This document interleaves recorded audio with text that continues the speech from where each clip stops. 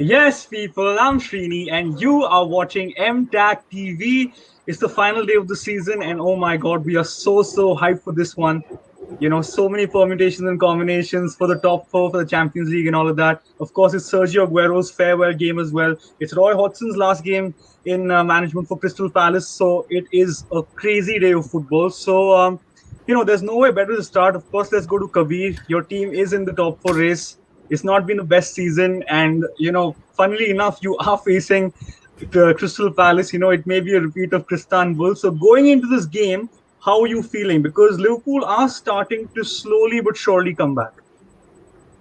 Yeah, I think I didn't have any memories about Istanbul until you just mentioned it right now. So thanks for bringing back those bad omens and bad memories. But yeah, I mean, I think it's been a great recovery in the final third of the season. I think we won 7 out of the last 9 games, and that's why we find ourselves in what is a favorable position in the sense that we have our fate in our own hands today. We can't really blame anyone. We've been blaming injuries for our form and for our troubles all season long, but I don't think we can blame anyone today if we don't make it through. And Crystal Palace obviously are a banana skin. It's gonna be tough. I don't know if Benteke is gonna play today, but he has a very good record against us. I remember at Anfield, particularly, he has a very good record. So I'm not looking forward to facing him. Hopefully, I heard that he's injured. So I obviously it's not nice when someone's injured, but like I just hope that he's not there today. Fair play, fair play. Abhinav, I'll go to you. Christian Benteke did, funnily enough, score in the last game. Crystal Palace are always a very tough side to play with all the talent they have. But of course, Eberechi Eze is injured as well. So, do you give them any chance in this game, or do you think Liverpool will absolutely steamroll them and secure Champions League? Okay, glad to be here. And look, I'm a United fan, and I never want to wish anything good for Liverpool ever in my life. But here's the thing: I have to be realistic at this point. Liverpool will be able to make it through the Champions League. Liverpool, because I think one, they've built up a heavy steam. They've built up a steam of form right now. They've been in very impressive form for the last month or so. I mean, they've recovered splendidly from the stumbles they've had all over the place this season. And I think and look, Crystal Palace, they are a good team. I mean, Roy Hodgson would be looking to spoil Liverpool's party on his final day of management with Crystal Palace, and also his return to Anfield, because he was a manager of Liverpool in 2009 for a period in 2000 between 2009 and 10 and 11. 2010, in fact, he was a manager of Liverpool. So I think he wants to spoil Liverpool's party. But look, I mean, with Eberechi Eze injured, it is hard for them to for me to see Crystal Palace do anything apart from losing to Liverpool. Fair play, fair play. Samridh, let's go to you. We've talked about former managers and we've talked about Liverpool. And speaking of former managers, you have to talk about Brendan Rodgers. Leicester won the FA Cup in heroic fashion. What a brilliant season. But then there's a lot of people who do suggest that Leicester have bottled it, or they may probably bottle it, because even if they do win, if Liverpool get to win, then they can't be a Champions League, and you expect Chelsea to do the business. So I want to ask you, if they don't get Champions League football tonight, do you think Brendan Rodgers and Leicester City have bottled it? Look, first you have to keep in mind that Leicester were in the top four for the most bit. Like, they are the team out of the top five who have been in top four, and this is statistics. Like, they were there for the longest time. So I would say yes, they have bottled it, especially towards the end. But the season hasn't been bottled. The season was incredible. And in today's game versus Tottenham, I think they'll win because they have personality at the back. Soyuncu, Fofana, Castagna. Those guys have personality while defending. And while they have bottled the top four, this season is just not like it's a great season for them. Yeah, Srini, go ahead. No, I just wanted to add to that. I actually disagree with you. I think it's very harsh to say that Leicester have bottled it. I think Leicester have actually kind of overperformed when you look at the injuries they've had. They've lost the likes of James Justin, who was one of the outstanding left backs or English players in general in this league. They lost Ndidi for such a long part of the season. They even lost Timmy Castagna for a bit. They've lost so many players, and the fact that they've managed to sort of reinvent themselves, become this defensive side. Jamie Vardy kind of plays as a left winger. We've seen Kelechi and Archo's resurgence as well. And the fact that they've actually managed to win a trophy, I think it's been a brilliant season. I just think that Brendan Rodgers has made sure that our expectations of Leicester are that they, of course, reach the Champions League. Now, I know that they were in the top four and they probably should have finished there. But again, with the injury problems they've had, they don't get documented enough at all, in my opinion. So I don't particularly agree. And with that FA Cup as well, I think it rounds off a brilliant season. So yeah, I don't agree with you. Samridh, you wanted to add to that? Yeah. Just before we move on to the next thing, I believe Leicester is going to go to the Champions League. I believe Chelsea is going to Bottle versus Aston Villa, and Leicester will be in the Champions League next season. Those guys have too much personality. I concur with Samridh. Actually, I also want Leicester to finish in the Champions League at the expense of Chelsea, because and look, Chelsea have a tough game against Aston Villa. They will be Aston Villa. They've had a great season themselves. So and there are a couple of players who will be looking to prove a point to certain national managers, especially Gareth Southgate would be keeping a very close eye on Jack Grealish and Ollie Watkins especially. So I think they have a point to prove. At least those two guys have a huge point to prove, and they will be looking to try and get put themselves in a position that today's performance can get them a spot in the 26 for the Euros come Tuesday when the squad is announced for England. So I think Aston Villa will be providing a real formidable test, because it's happening at Villa Park, and Villa Park has a reputation for being a bit of a bullpit of a ground. Fans can get a little raucous and noisy over there. So I think it can be a slightly tricky place for Chelsea to go to. Kabir, I'll go to you for this one. It's, of course, everyone is kind of backing Leicester because they are everyone's second team in a sense. But we're backing Leicester to reach the Champions League. But of course, Aston Villa play Chelsea, and while they do have Jack Grealish, Chelsea are in the Champions League final. So what do you make of their chances? Do you still think Chelsea will get the job done, because they're so efficient, and when the chips are down, they do step up? So what's your thoughts on that? Yeah, I think it's been a bit of a strange one for Chelsea in the last 2 or 3 weeks. They've sort of, that honeymoon period sort of ended with Tuchel. I think he enjoyed a very, very good start. And he completely transformed their fortunes. And we've already spoken about that at length. But in the last couple of weeks, there's been a lot of things on their plate. They had the FA Cup final. They've had the top 4 race where they lost to Arsenal, and then they lost to West Brom. So they've been a bit patchy, and I think they will also have an eye on next week's final, obviously. Yeah. But I think they should get the job done. I don't see any problems, them having any problems there. But just to get back on Leicester, and like we all discussed about how to view their season. It's the second time in a row now. Even this happened last season as well, where they completely fell off towards the end of the season. I think the same things happened with them again. And while it's not realistic for Leicester to be in the Champions League, to miss out twice on that, and to miss out on all that money that the Champions League brings for 2 seasons in a row, I think it is a bit of a black mark against Rodgers. I mean, it might be a bit of a hot take, but as good as he's done, if you miss out on 70-80 million pounds that the Champions League brings, it's a bit of an issue.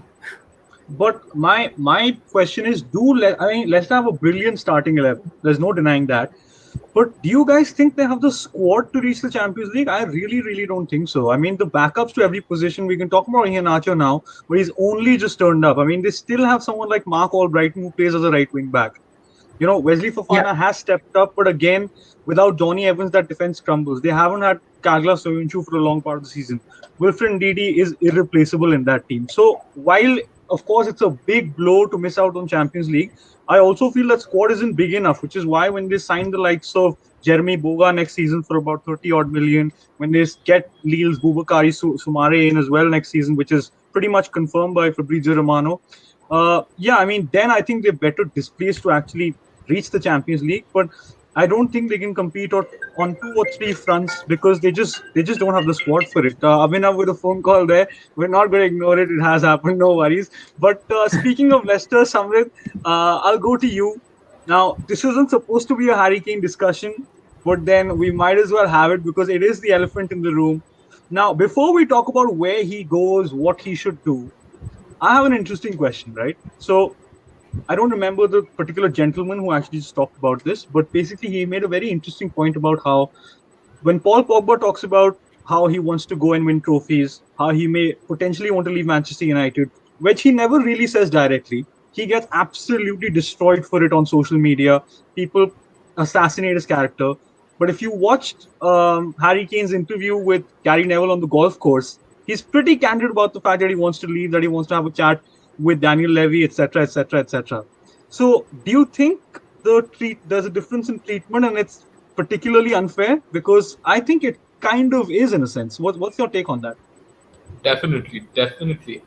There's a sense of a vibe that you get from the Tottenham fans, even in social media, that they're okay with Harry Kane making a decision and moving on. Like, we owe it to him that he can leave and he can, even though he's under a contract for nearly 3 years. And every team, I believe, has that scapegoat. And I feel Paul Pogba has been on the receiving end of it for a very, very long time. Of course, he's been patchy here and there, but I feel like they both have the same stature in both their respective teams. And with respect to Harry Kane's future, I don't know. I believe I don't think he's staying in Tottenham anymore. I believe this is his potential farewell. I believe he's going to go to a better, perhaps an English team, because you never know, maybe Man City. I mean, I know, Srini, you get excited if you see Harry. I know you're excited if Harry Kane walks into the Etihad. And if he does, it's going to be great. I feel City will...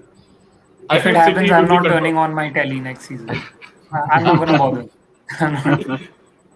City are confirmed champs. City are confirmed champs, bro, if Harry Kane walks in. And sorry, go on. No. And just speaking of farewell, Harry Kane is a potential player. I just want to bring in Nuno Santos also. He's done a great job at Wolves. It's imperative to mention him once at least. He's going to leave at the end of the season. I didn't think Wolves would always be such, like, even today I'm not confident with United playing Wolves because Wolves show up, and he's done a great job, and I hope he gets a really good management offer wherever he's going next. Yeah, fair point. Before we actually go to Nuno, I'll go to you, Abhinav, because of course you also are a Manchester United fan. Again, what do you think about this treatment? Because Harry Kane is seen as a hero for being so open and honest, but Paul Pogba is seen as a villain. So what's your take on that? I will kind of concur with Samridh over there. I mean, there is a differential amount of treatment that is given to Harry Kane and Paul Pogba because, let's face it, Harry Kane is the darling of the English media. He is an England striker. He's the England captain. So you will always expect the English media to shower him with a lot more love and praise than a Paul Pogba, who, for a lot of the people in the media, is the awful terrible of English football and Manchester City. Of Manchester United, sorry. So yeah, I mean, so it's a huge.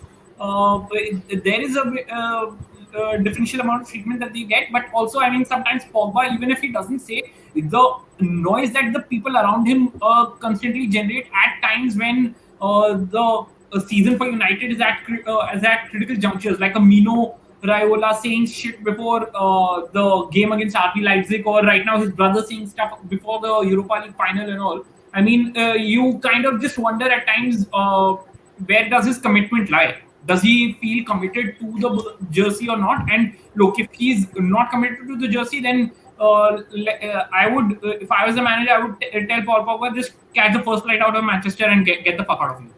Sorry for the profanities, but yeah, that's what I think. Oh Lord, I really didn't see that coming. Oh my God. I mean, that was a no player is bigger my Lord, I didn't see that coming. Because no player is bigger than the club. No player is bigger than the club, and a gas bag like Raiola cannot dictate the terms to a club like Manchester United. That's the end of my rant on Pogba. Oh my God. Most passionate fan base for a reason. Passion. That's passion. Absolutely. Yeah, I'm absolutely rattled after that because I was kind of in deep thought about what we're going to talk about next, and then I hear Abhinav give a certain individual a certain mouthful. But anyway, Ishita Malik with an interesting comment.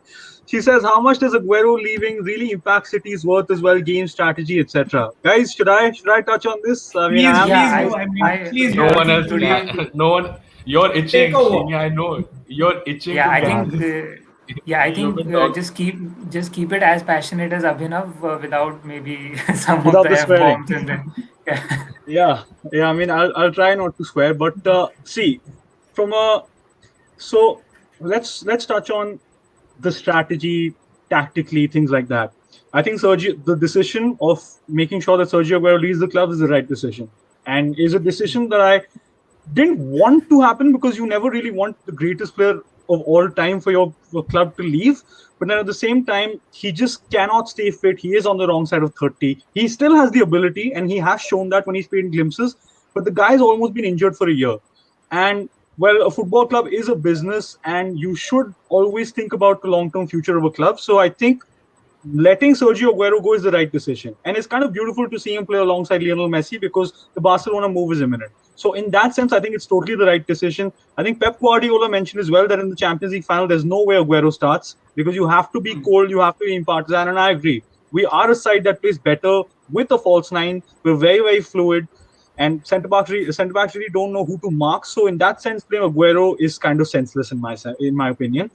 But in terms of his legacy, I mean, it's just you can't even put it into words honestly because Sergio Aguero produced arguably one of the greatest moments in sport. I mean, if I pitch that to you as a movie script, you'd say that's so unrealistic. But it actually did happen, and I know that it broke hearts. Of course, we are two Manchester United fans in the stream, but it was absolutely incredible. And to score 187 goals to be the fourth highest goal scorer in Premier League history. I mean, interestingly enough, he only scored two in his first 11 games, and he was crying in the dressing room.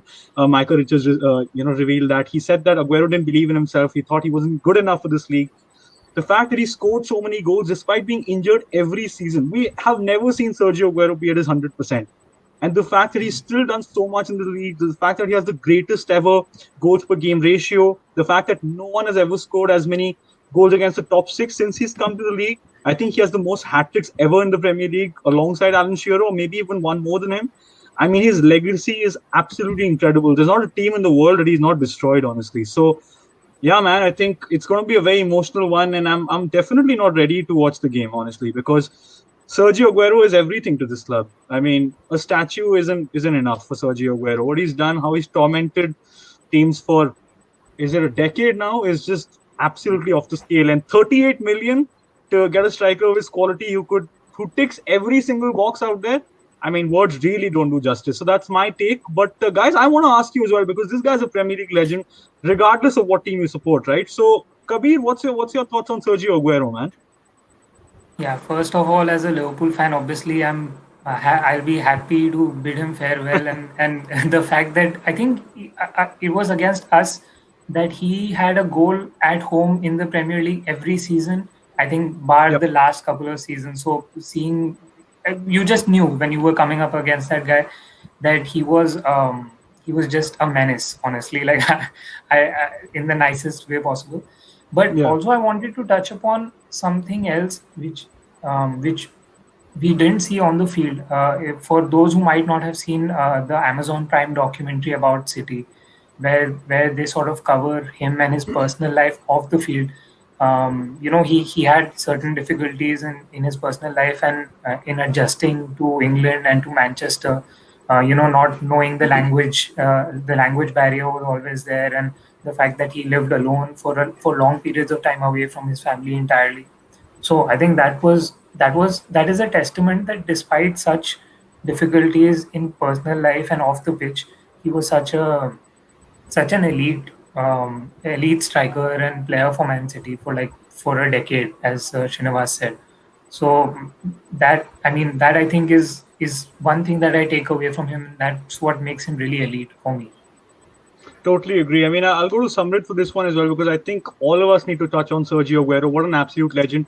What Kabir is referring to is that when they actually filmed inside his house, they obviously went to every part of his house and they asked him about what life is like in Manchester, and he talked about how his son, obviously Benjamin, comes to see him from time to time, but apart from that, he's kind of alone there. His best friend who isn't at his club is David De Gea, ironically enough, because they used to play together at Atletico Madrid. So anyway, this is a very pertinent point, because that kind of tells you that despite all the hardship that he's gone through, he's still been absolutely incredible. Samridh, obviously you can never really love Sergio Aguero because you are a United fan, but how do you perceive him? Because he's one of those players that you can't really hate. So what's your take on Aguero, man?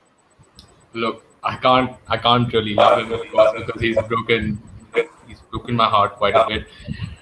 But he terrifies me. He terrifies the United fan base. He terrifies Premier League football. It's just he's a professional through and through. You know everything about him. A tiny man who can head the ball, his movement, his finishing. It's incredible. Like, how do you watch as a football fan and not love Sergio Aguero? I mean, secretly, of course, I don't love him openly. This is a secret. Secretly, I do love Sergio Aguero because that guy can ball. He knows how to. He knows how to ball, and he's probably one of the biggest legends to play for Premier League.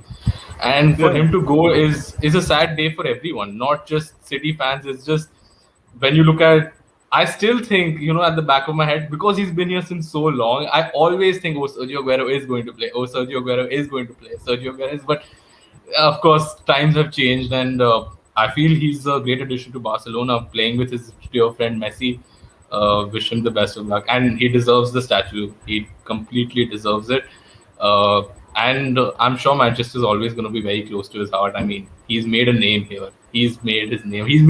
Manchester and Sergio Aguero are congruent to each other. Like, you can't you breathe Sergio Aguero, you breathe Manchester City. It's just they're congruent to one another. So Sergio Aguero has been great. Absolutely, Abhinav. What's your take on Sergio Lionel Aguero? Ironically enough. Share the same sentiments as Samridh, because look, as a United fan, I cannot ever love Sergio Aguero, because especially what he did in a decade back. I mean, on the final day of that season.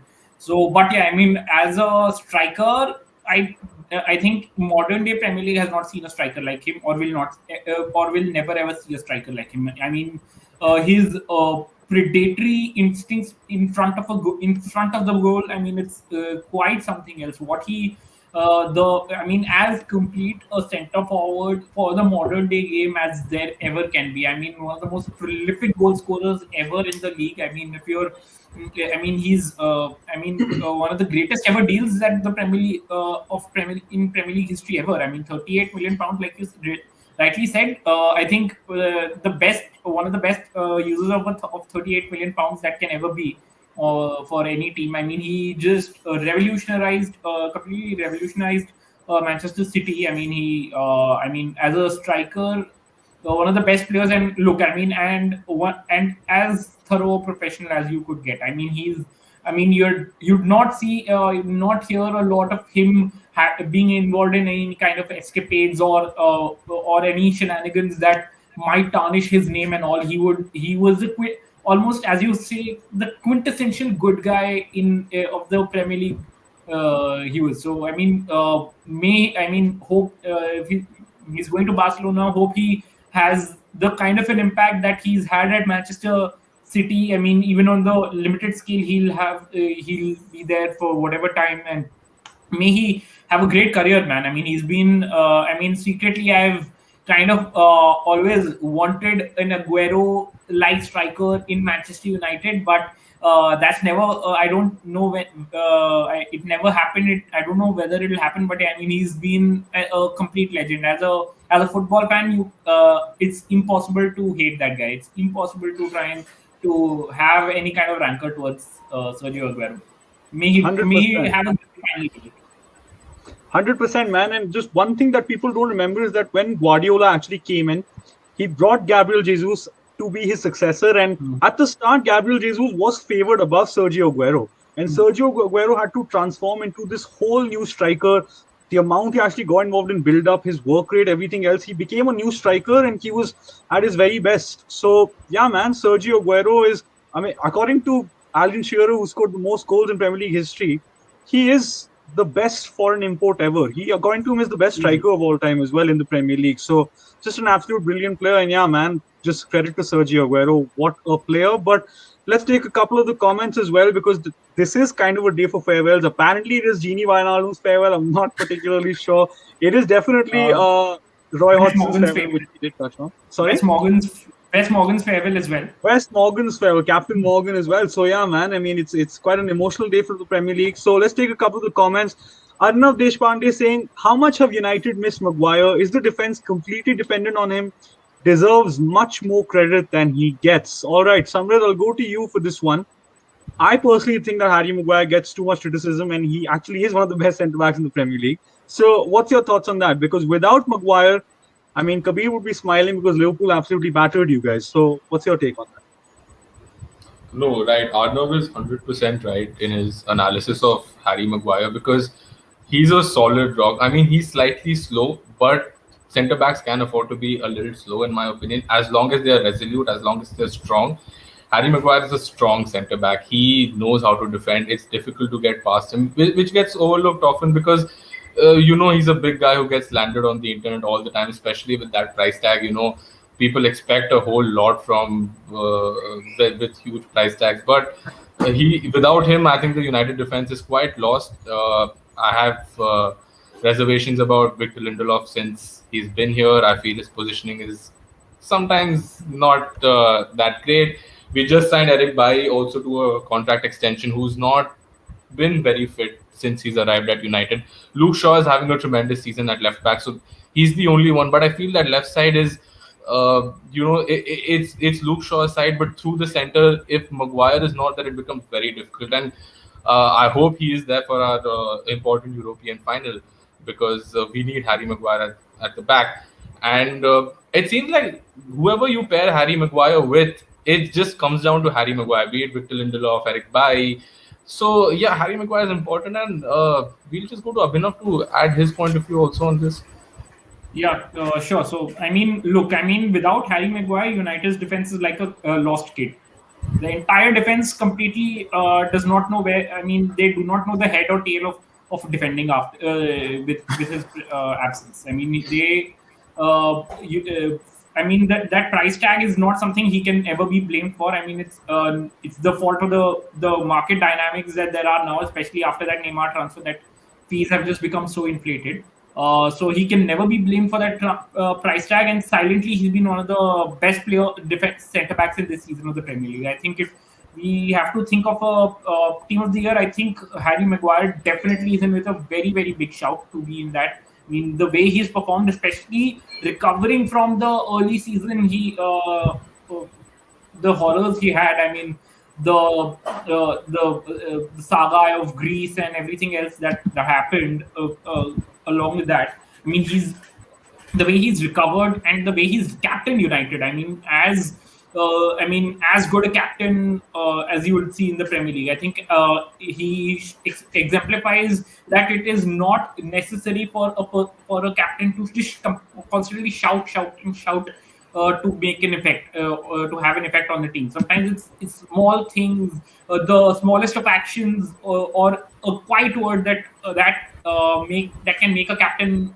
stand out. And Harry Maguire has been such a great leader, such a leader of this entire backline. I mean, he commands how United build out from the back. He is, I think, one of the bravest and the most resolute centre backs you can get in the Premier League. I mean, he's the tough as nails character that you would have in the early 90s, or likes of Tony Adams, Jaap Stam, those kind of guys who were hard as nails centre backs. He's a throwback straight to that era, and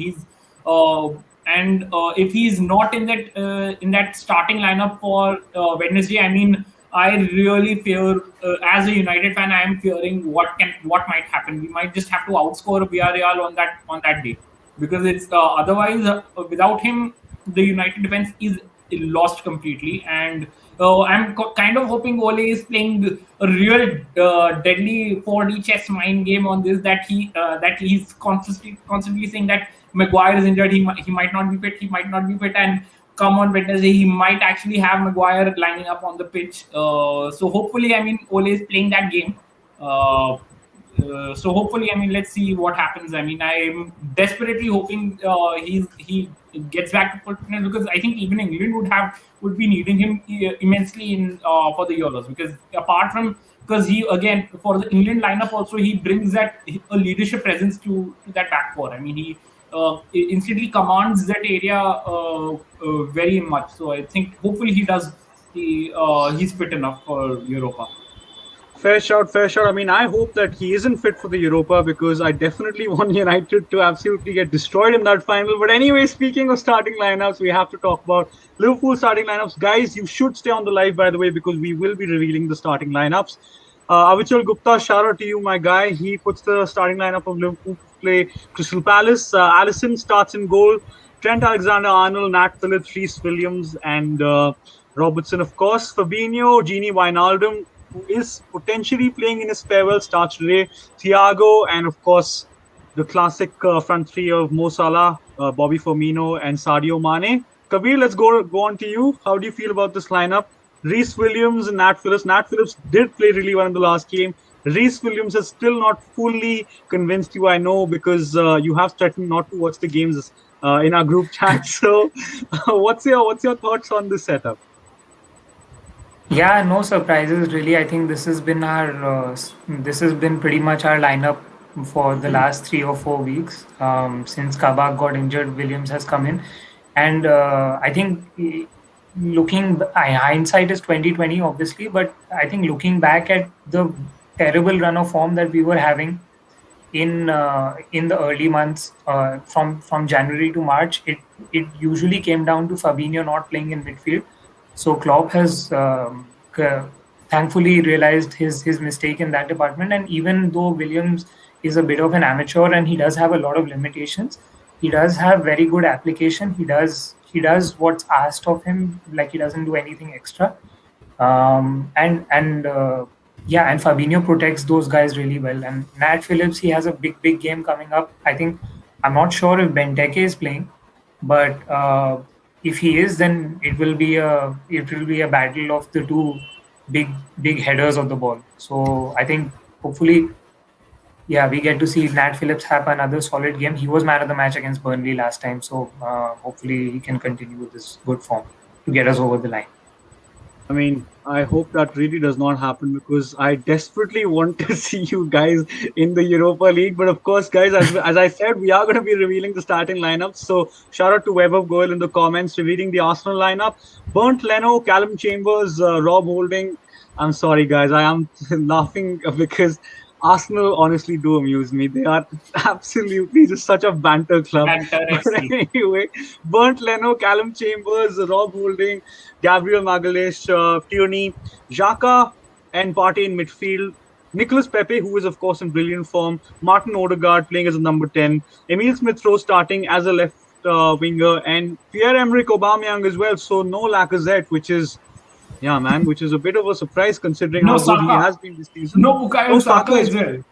Yeah, I mean, Bukayo Saka isn't in the best form, honestly, because he's been played every game. I mean, he came to intern at the club and now he's been made the CEO, if you look at it like that. So it's not easy. It's not easy for Bukayo Saka. Iron Mishra, oh my lord, look at this, man. He says possible 7th position pass tonight. Yeah, Gunners, yeah.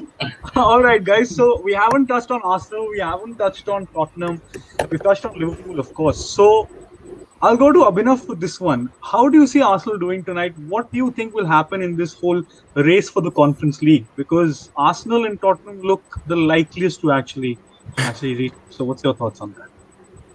I mean, I don't want to be too hard on Arsenal, but I just have to be too hard on Arsenal. They are a directionless club with no sense. I mean, it's almost when you try and think of it, what's their purpose in the Premier League? I mean, they've exclusively been reduced to banter. I mean, to being AFTV banter now. I mean, unfortunately, I mean, they've got some great players. I mean, but they've just turned themselves into a laughing stock for completely their own fault. I mean, they've got themselves to blame for it. I mean, but against Brighton, look, I mean, Brighton are coming in with the win over Manchester City. That will come back win over City. I mean, they'll be in they'll be carrying a lot of momentum. They want to end the season off on a high. Graham Potter wants to have a good end to the season because I think he's got suitors up towards North London aiming at looking at him possibly. So he wants to be able to cap off the season with a win over Arsenal. I mean, just further strengthening the Brownie points for a possible Tottenham job. But yeah, I mean, it's very difficult. I mean, I think Arsenal might win, but I mean, I'm really not sure where they are headed. I mean, it's almost like they're in the dark tunnel, and the light that's coming in is that of an incoming train. I mean, I didn't ask you to absolutely destroy Arsenal, but sure, go ahead, why not? But Samridh, I'll go to you for this one. I mean, Kabir does know that I'm a big fan of Brighton and Graham Potter personally, so I'd love to see them get a win regardless. But how do you see this game going? Then we'll cover Tottenham as well, because Brighton are not an easy side to play. And Weber, again, shout out to you, Weber, with the Brighton starting 11, which we need to mention. And I know Ronaldo 123 Rocks, you're trying to troll us, so I'm gonna get onto that later on the show. But the Brighton starting 11 is, of course, Robert Sanchez starting in goal, Ben White, Adam Webster, Lewis Dunk, and I assume it's Dan Burn as their back four. Dan Burn, I think, Dan Burn. Dan Burn. He's 6'7" or something like that. He's the most awkward bowler. It's amazing to watch, honestly. Bissouma starting as a left wing back, and he plays as a left wing back. And he scored in the last game, which was his first ever goal for Brighton. So brilliant to watch, honestly. Yves Bissouma, absolute superstar in the making. I've always really said it. Pascal Gross and McAllister, probably in midfield. There's Moder as well, who absolutely destroyed Eric Garcia in the last game. So he's going to be dangerous. I assume he's going to play in a much more advanced role this time around. So of course there's Johan Baksh, who always has a wonder goal in him. And am I missing someone? Oh yeah, of course I'm missing Trossard, who is the star of the show and did make it to the Belgium Belgium squad for the Euros. So anyway, Samridh, what do you make of this Brighton side, man? Because they are going to cause Arsenal some serious problems tonight. Do you think Arsenal will still get the win, or do you think Brighton will do what they definitely can? As far as my prediction for the game is concerned, I believe the points are going to be shared today. Brighton is in high spirits after that City game, which was incredible. I mean, of course, City were 10 men, but it was an incredible game to watch. It was just goals everywhere and the comeback. And Trossard's got a wonderful sense of the game. It seems like he knows what to do when, and I feel that might be an issue. He might be able to open up the Arsenal midfield. And of course, Dan Burn at left wing back, he's a lanky guy who. Dan Burn doesn't even have skills. Like, he can't get past people. I don't know how he plays. He's just a very tall and very hard runner. Yeah, I mean, there are a lot of Dan Burn fans also, but I've always wondered what he's doing at left wing back, maybe left back. But yeah, Dan Burn. So I believe today points are going to be shared. Fair play. I mean, in Dan Burn's defense, they don't have Solly March, which is why he has to play there, and he's done a good enough job. So fair play to him. And by the way, guys, we are seeing the comments, and we know that Sergio Aguero is not starting. And we will get onto that, but we've covered City a lot, which is why we have to cover Arsenal, as well as covering Tottenham as well, before we get onto City again, because that is the biggest headline of the day. So, again, Kabir, how do you see the game going? Because this is a big game for Arsenal. And more importantly, actually, do you think Arsenal should even aim to win this game? And what I mean by that is, I'm sure they don't actually want to play in the Conference League, because playing in Europe has been a bit of a headache for them. It's more games for that just absolute abomination of a squad. So what do you make of that? What should Arsenal's priority be for tonight? Yeah, I mean, to be honest, I don't even know what the Conference League entails. Like, we make that joke that, in the Europa League, you're playing away on Thursday nights at Kazakhstan. But with this Conference League, where are the games? Like, can someone clue me in on this? It's basically that will be Kazakhstan. That actually will now be Kazakhstan, because the Europa League, they've shortened it to 32 teams, so you will get slightly better quality opponents in the Europa League now. The Conference League will now have Kazakhstan trips for teams. Yeah, I mean, maybe they're going to Narnia. Who knows? But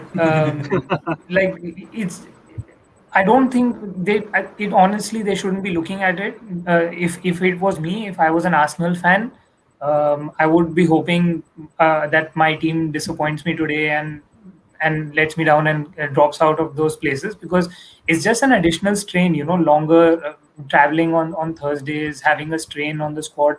But then on the other hand, I also see that their participation in the Europa League gave rise to youngsters like Bukayo Saka and Emil Smith Rowe to come and take that mantle and stake a claim for the starting spot. So I guess maybe there is some opportunity for them. I guess maybe Arteta does use this late season rally to clinch that spot. But if it was me, I would be hoping no, it doesn't happen. Fair play. Samridh, you want to add to that? Srini, I wanted to get to you actually. I wanted to ask you what needs to change for Arsenal. Like, what needs to change? If you look at their owner, he's doing well in the NBA. I mean, he's got Denver Nuggets for balling. He's doing well in the NFL. What's up with Arsenal? What needs to change? What doesn't need to change? I think that's the Yeah, I mean, exactly. there's a lot that needs to be done, and I was actually talking to a friend of mine, Weber, who, shout out to him, has put the lineups in the comments. But Weber was slightly hopeful in the sense that he thought that potentially they may have a good summer, but there's no indication of that happening for over a decade. I mean, the best kind of summer they had in recent times is either the Ozil summer, where they just got Ozil because he's a superstar, or you can talk about the one where they got the likes of Ceballos and a couple of players, or when they got Aubameyang and Lacazette in January. But apart from that, they just don't invest enough, and they have done this to themselves. They've reached a point where top four is impossible for them. I mean, they need to have an almost, the amount of money you spend when you really want to win a title, that's the amount of money they need to spend to maybe challenge for top four. They didn't get Hussein Aouar. They could have paid 10 million more for his agent and got him. Prices, I mean, nothing is cheap in today's day and age, especially in football. So I don't know why they keep penny pinching. Emiliano Buendia as well. They could have got him in January. I don't understand why that's turned out the way it has. Saliba is such a brilliant young player. He's actually said to be the better centre-back out of Fofana and himself in that whole Saint-Etienne centre-back partnership. That has been dealt with absolutely horribly. So I just think there's a lot of things that come out of the club that we know that we really shouldn't, like Ceballos and Nketiah scrap, for example. They just don't invest well. And apart from that, they have invested in Mikel Arteta, who has never had a proper managerial job. It's not even like he's managed the Castilla like Zinedine Zidane did, or when Pep actually got the Barca B side, promoted. He's done nothing. He's just worked with Pep Guardiola. So they've just taken a massive gamble, and they haven't backed Mikel Arteta as well. And the mentality at that club is absolutely rotten. So when you add all of those things together, I mean, it's reaching a point where it'll be pretty normalized that Arsenal may even finish below top 10 after a point, because the way they're going, I mean, this is the end of what once was an absolutely great club. Kabir, you wanted to add to that? Yeah, I think obviously their ownership is the biggest problem here. If the change has to come top down, and as a Liverpool fan who has hashtag Cronky out. Thank you for that argument. But as a Liverpool fan who's also has a lot of complaints with the American ownership, with the FSG group, what I can't complain with them is that they have maybe not invested as much as I would like, but they have invested in guys like Michael Edwards and Jurgen Klopp, who can work on a relatively limited budget. I mean, it's still like a lot of money is going into the club, and they have improved the facilities, and they have done their bit in a way. They're running it as a good business, but where the difference comes between them and Arsenal is hiring the right people in the right places, and they've got two former Arsenal players in Arteta and Edu in such high important positions without any experience, without any sort of caliber really. That it doesn't make any sense at all. And even before Edu, they had Sven Mislintat, who was the Dortmund sporting director, or in a similar position anyway. And he was a guy who could have succeeded in Arsenal's environment, but it's just that they don't have the right pieces in the right places, and that's why it's just like a toxic environment at this point where no one seems to succeed. Absolutely. And to be fair, even though Sven Mislintat does have a very good reputation in football. He did make some absolutely horrendous signings as well, signing the likes of Socrates. So it's just honestly, I actually think it's the apart from Tottenham, of course, it's the toughest club to support in the top six because even with Manchester United, even if they invest wrongly, they still do invest a certain amount of money. With Arsenal, there's absolutely no hope. Like Manchester United could go on and spend 60 million on a player they don't need.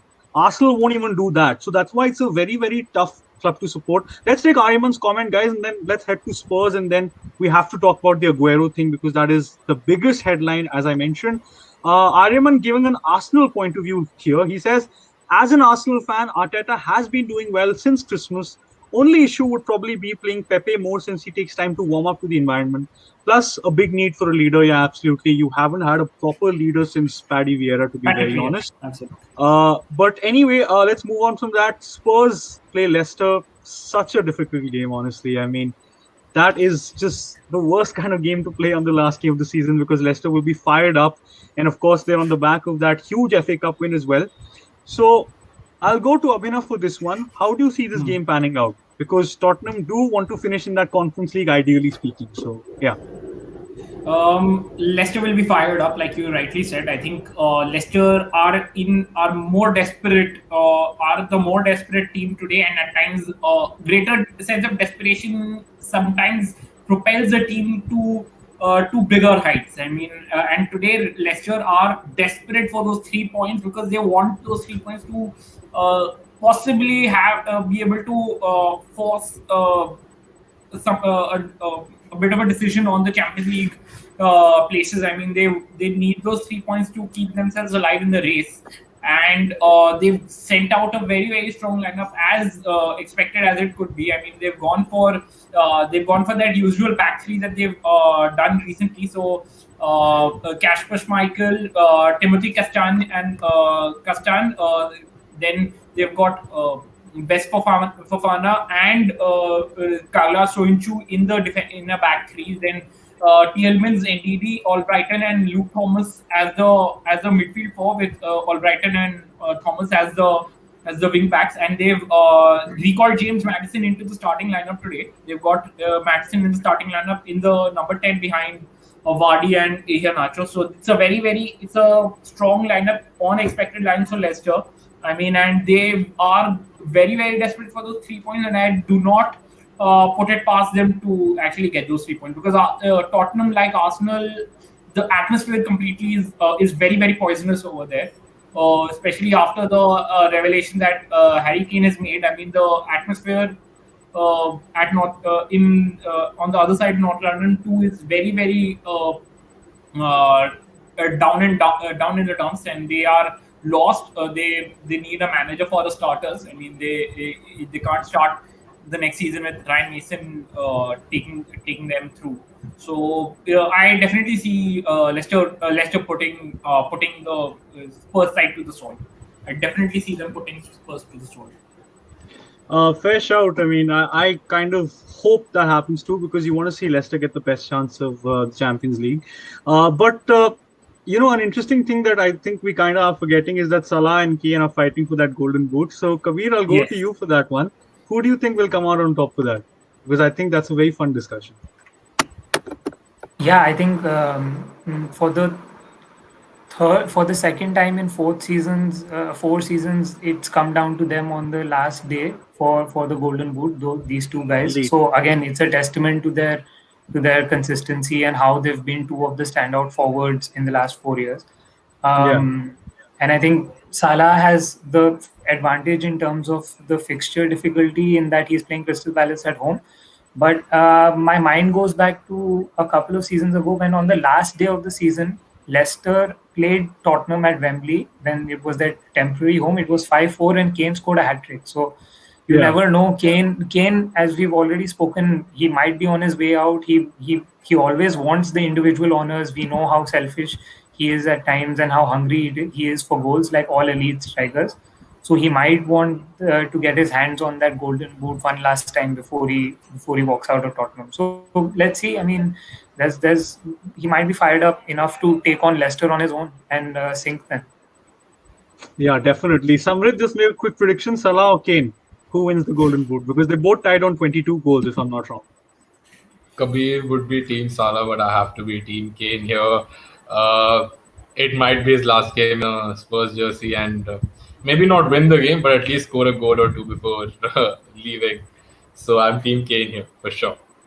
Abhinav, what about you? I want it to be Kane, but it will be Salah. Totally agreed. Yeah. The thing is, I wanted to be Kane because I really like Harry Kane, but Mo Salah is just so clinical, and I think Liverpool will win the game, unfortunately. So it has to be Mo Salah. But guys, let's talk about the biggest headline because it has divided opinion in the comments. And guys, by the way, thank you so much for so many comments. We really, There's really also the appreciate. United lineup that's come out. The United There's lineup also has the also United come out. lineup. There's just so much happening. Honestly, it's absolutely. So yeah, I mental. mean it's Dean Henderson in goal. So that Yeah. essentially means David De Gea will start for the Europa League final, and it's justified. Then they've got Brandon Williams and Alex Telles at right and left back, and Eric Bailly is starting with Axel Tonzebe. Then the midfield pivot has Nemanja Matic actually taking the captain's armband with Donny van der Beek. There's Juan Mata playing as the number 10. Dan James is starting today out on the left. Ahmad is on the right, and they've got the youngster Anthony Elanga up front today. And Elanga has played in the under 23s with the as the number 9 often. So I think it's a decent lineup, and they've got Hannibal Mabry and Shola Shortire and the young centre back Will Fish on the bench today. So, and like Ole said, he's definitely giving Shortire and Hannibal minutes off the bench. So I think that'll happen. And there's no Bruno or Pogba on the bench either. So they've been completely rested. Very, very interesting. So before we actually head on to the Aguero thing, we definitely should talk about this lineup. Very interesting. I think Elanga played against Leicester too, if I'm not wrong. So Samridh, Yes, what do you make of that lineup? That's very interesting. Even if United don't have anything to lose today, we finished second. We have secured the second place. I feel Oli has made a good decision with the lineup, giving the young people a chance to run in. He's given Matic the armband. It's a very, very decent lineup, and I feel Oli's done a good job because we have nothing to lose. Pogba and Bruno need to be rested for the European final that's coming up. And yeah, although I'm a diehard United fan, I'm not going to lie, Srini, my eyes are going to be on other games today as they all come together. Agreed. I totally Yeah, I agree. mean, for me as well. I mean, for me too. I mean, it's a good. Yeah, sure. No, I just wanted to ask you, which young player are you very excited about seeing? Because this is an experimental lineup. So yeah. I'm excited to see how Hannibal Mabry does off the bench because Ole has said he will get a few minutes and he'll be the 15th academy player to get a first team debut under Ole, and that's quite a record for somebody who's just done his second in his second 2.5 seasons in as a United man. He's already given debuts to 15 academy players, and that's it's basically in United's blood to give people minutes, the academy players minutes. I mean, it's that golden saying of Sir Matt Busby and what Sir Alex also believed in: if you're good enough, you're old enough. So I'm very excited to see how he does off the bench. I'm excited to see what Ahmad brings because Ahmad, in that Leicester game, he looked like a complete bag of tricks. He's got there's a bit of a Mason Greenwood like unpredictability about him, especially because he does not have a weak foot. He is very comfortable on either foot, and he will put that Wolves backline in under some pressure definitely because I mean he's unpredictable, and I want to see Juan Mata roll the clock back for one last time maybe in the United jersey and run the show from behind from that midfield position. It's a romantic view, but I want to see Mata run the show one last time because he's been a great player, but I think in that United dressing room, I think you cannot have a better human being for any youngster to look up to than Mata. Yeah. I think he has that. A lot of people deride him on the wages he's getting, but I mean, you just look at the influence he's got on the youngsters in the United dressing room, and how he leads them by example. He's a leader by example and by his conduct off the pitch. So I think he's hopefully he United has gets the win, because they go unbeaten. If they draw or win tonight, they will go unbeaten on the road for the entire season, which is quite a record on its own. I mean, so yeah, I mean, hopefully they do that. But yeah, I mean, my eyes are definitely going to be on some other results as well, specifically that Tottenham Leicester game. Yeah, I think as both Samridh and Abhinav said, their eyes will be elsewhere. Hopefully, Liverpool can put the matters to bed in like so that I have the last few minutes free to watch Aguero's farewell, which is I think I'll come to you, Srinivas, for that. I think the reason why Pep has left him on the bench is maybe so that he can come on to the pitch towards the end and get an ovation. What are your thoughts on that? Do you think that's how he's played it? I mean, there's a lot of City fans that, I mean, in the comments are absolutely livid that Sergio Aguero is not starting. And the reason behind that is not even that. I think the reason behind that is that he's not fit again. And I think he had only one training session. And I think someone in the comments did mention that Pep sort of said that he'll play as much as possible in this game, but he isn't fully fit, which is why, again, going back to the whole Barcelona decision, it's absolutely just senseless that they've gone for someone like Aguero, who, if they didn't believe in Suarez, how can you believe in Aguero, whose body is just absolutely shot to bits, unfortunately? So that's why Sergio Aguero is not starting. Otherwise, there'd be no reason for him not to start this game or this season as well. So, I mean, it does feel bad that Sergio Aguero is not starting, because you want to see, with 10,000 fans in the stadium as well, to see them, play, watch Aguero for the last time ever for one final ride would be beautiful. But unfortunately, that won't happen. Daksh in the comments. Okay, but picture this. It's 0-0. There's 10 minutes to go, and on comes Aguero. The scene that has to happen. I feel 93rd minute, 94th minute. Do we have Martin Tyler on comms today at the Etihad? Hopefully we do. We need to run it back. We need to run it back. We need to run it back in the Champions League final as well. Daksh in the comment saying Sergio will play the full second half.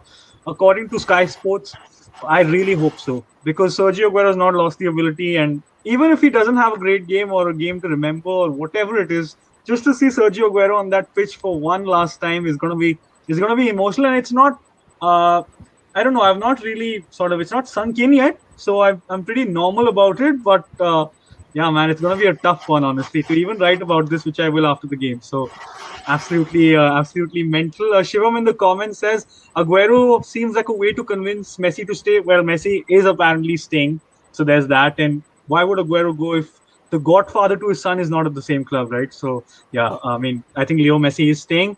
I'm taking a couple of the comments. Shashwat saying Pep plays full squad to put on a show for the fans, unlike the last two games. I don't even think it's to put on a show for the fans, because City could lose this game 100-0 and still doesn't affect anything because they are champions. I think it's because the players should get a bit of a run out before they actually play the Champions League final, because De Bruyne has had an issue in his thigh as well. Fernandinho has been rested because he's 36 years old, so why would he not be rested?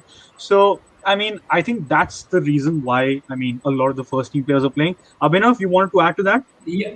Also, I think fair play to Pep. I think he wants to win this game. I mean, he's not gambling on sending out a weak experimental lineup, resting players for the final next Saturday. I mean, he's being very, very upfront, and he wants to win. And fair play to him. He sent out his strongest possible team. I think it's also a bit of a message to Chelsea as well that, I mean, this is the team that might take to the field on Saturday at Porto. So.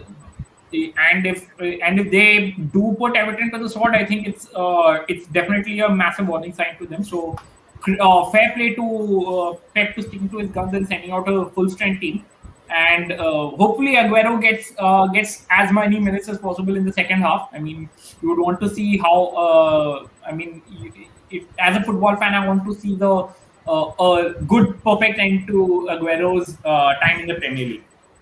Definitely. I mean, Daksh, putting across a very important comment. Pep Guardiola does confirm that Sergio Aguero will come on in the second half. Sergio will play. We decided together, and he has a little bit niggle. He has a little bit of a niggle. Pep with his broken English, honestly, making me look like an idiot. And injuries, but the first target is to try to play today. Yes, definitely. But boys, we've touched on everything. I mean, ideally, we should have touched on a relegation battle, but there is none because it's already been pre-decided. So give me your predictions. It's prediction time. I'll go to Samridh for this one. What's your top four, firstly? So we'll discuss the champ with the top four spots. Then the Europa, of course, there's only one spot to decide, and then the Conference League one. So Samridh, what's your top four? Man City, Man United, Liverpool, and Leicester City. Wow, that's a hot take right there. Abhinav? Mine is the same. City, United, Liverpool, and Leicester. Wow, fair play. Kabir, what about you?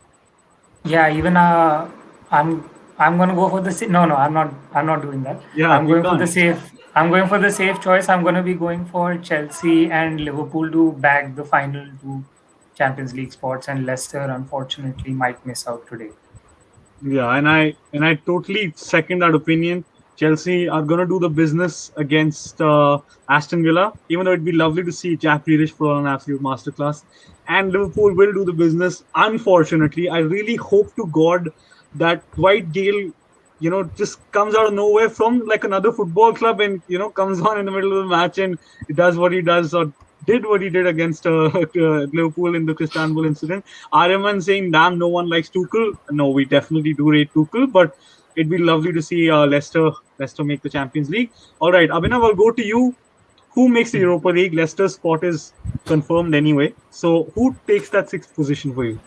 So West Ham. West Ham. I think they just need a point against Southampton today, and I think they should be able to get it. So I think that should seal up six for West Ham, and I think that also probably considering how they where they were last season and where they will finish, I think should wrap up give David Moyes the Manager of the Year award as well. I think he deserves it. I mean, Pep is in a way the close shout, but I mean, considering the season, I think it has to be David Moyes. So I guess Leicester will seal up sixth today. Fair play. Kabir, quickly, do you agree? West Ham, they get the required result against Southampton and move, or do you think Tottenham might spring a surprise? Yeah, no, I'm backing Tottenham to get the result that they need. So I think they'll sneak. I'll sneak in. They'll sneak in and get that spot. But do you think West Ham lose to Southampton tonight? That's a hot take. Yeah, I do, because I think they had that little sort of buoyant period where everything was going right for them when Jailings turned up in London. But that they sort of fell off a bit towards the end. So I'm backing Southampton to do the business and Tottenham to take the spot. Yeah, Aryaman also giving a shout out to man like Jay Lings in the comments. Shivam Shorwala saying David Moyes is a football genius. That's not true, but David Moyes is a very good manager. Let's not get ahead of ourselves here. That is actually a reference to a banner that Liverpool fans brought to Old Trafford when we beat United 3-0 in Moyes' only season there. So this is why football is better with fans, because you just don't see that kind of stuff anyway. Samridh, for you, do Spurs make it, or do does Moyes' football genius make sure that West Ham makes it? I think West Ham deserve it. They should make it, and they've got my boy Jailings in there. Hope he's gonna shine. He's had great, and hope we can take Declan Rice out of that team. Just want Declan Rice out of there and in the United jersey. Yeah. But yeah, they're gonna go to Europe for sure. Jailings gonna fire today, and West Ham it is.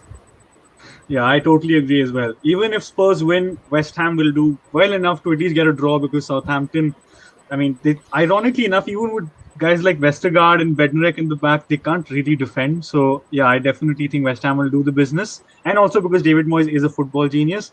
Arnav, with just the most random comment in the world, he says, what went wrong with Sheffield though? Yeah, Arnav, thank you for the comment, but we're not going to discuss that. That's been done and dealt with. Let's just I not think even do I'll that. just say one. I'll just say one name: Jack O'Connell's injury. Simple. Yeah, Jack O'Connell's injury was absolutely massive, but we're not going to touch on that, man. There's a lot of exciting things that are going to happen, and I don't want to think about Chris Wilder's tricky Sheffield, so let's not even do that. Conference League, guys. Again, what do you see happening? Abhinav, I'll go to you first. I mean, I'm in a tough spot. I kind of think Tottenham might just make it on bare goal difference. But I mean, the romantic in me wants Leeds United to make it through. Disregarding the rivalry part which I have with Manchester United. Yeah. But I think it will be Tottenham by the barest of margins, as Ian Smith said in that World Cup final of 2019. Oh wow! I mean, what a brilliant comparison. Look at Abhinav's football knowledge, guys. I think we all need to learn something from him. Kabir, what do you think will happen, man? Conference League. I can't take the Conference League seriously. I'll be honest, because it doesn't exist yet. And I mean, what even is Yeah. it? Yeah. What's your thoughts? Who's going to make it? Yeah, about first of all, I looked it up, and the final is in Tirana, Albania. So that's what Yeah. awaits the finalists for that for that wonderful tournament. But I'm not sure of the permutation, but I think if West Ham lose, they might still have a chance. I think they will make it. I'm not really sure exactly how the table might move today. I don't think Yeah. Everton will get a result, and I doubt. Maybe if Arsenal can steal it, that would be nice. No, no. Having If West Ham lose and Tottenham lose, that's still all right. Because West Ham just need a point. Either right, how. right. I was looking forward to AFTV in the far reaches of Eastern Europe, but maybe maybe we'll have to settle for West Ham being there. Guys, just quickly, because I'm not. There's another update. Nick Pope is having a knee surgery. So he's out of Lord. Oh, that. He's out of Euros? Definite. Most likely he's out of Euros. I mean, that is a blow, and that's obviously we've got to feel bad for Nick Pope, but I think Dean Henderson would have probably started. I'll be honest. So in that sense, it's all right. Jordan Pickford, there's no chance he should start. According to me, he's the worst goalkeeper in the Premier League, Kepa aside. So no chance. And Sam Johnston has been brilliant. So again, England are very, very blessed. Quickly, guys, 7th and 8th make Conference League, right? Because I'm not fully No, sure. no, only the seventh. Only the seventh. Only place, seventh? because only seventh, because England has one spot in the Conference League, because it's Right. designed to give European football to the teams from nations that usually do not get into the Europa or the Champions League. So I think it's the top top four leagues have just got one team playing the Conference League. So it's going to be only the seventh place team which will make it to the Conference League from these four countries, from the top four. I mean, I'm not particularly sure what Leeds' goal difference is, because even if Leicester They are do barely a positive. I think it's a bare positive +6. They will have to have a massive swing in goal difference to try and get into seventh. They will have to have a massive goal difference swing to get into seventh. well, Tottenham have a goal difference. I've just checked it out. Tottenham have a goal difference of plus 21, and Leeds have a 21. goal difference of a whopping 6. So that's not just happening. 6. So that's not Yeah, and happening. they have 56 points, so that's not happening. But anyway, guys, I think we've covered pretty much everything. 21 minutes to kick off, so we probably should get going. But thank you so much for all of your comments, guys. We appreciate them so much. And yeah, man, we just hope that the last of the season is just absolutely brilliant, because again, we're going to be following one match, but then we're going to be checking our updates and this and that, because it's going to be a crazy last day of Premier League football. So again, thank you so much for watching, guys. You got to check out the More Than a Game website in the description below. You've got to follow us on Instagram, Twitter. I mean, you could do Facebook as well, but we barely use it, let's be honest, and LinkedIn is kind of dead. So yeah, man, follow us, follow the boys on the socials, because you will find our socials in the description below. And yeah, until next time, we move.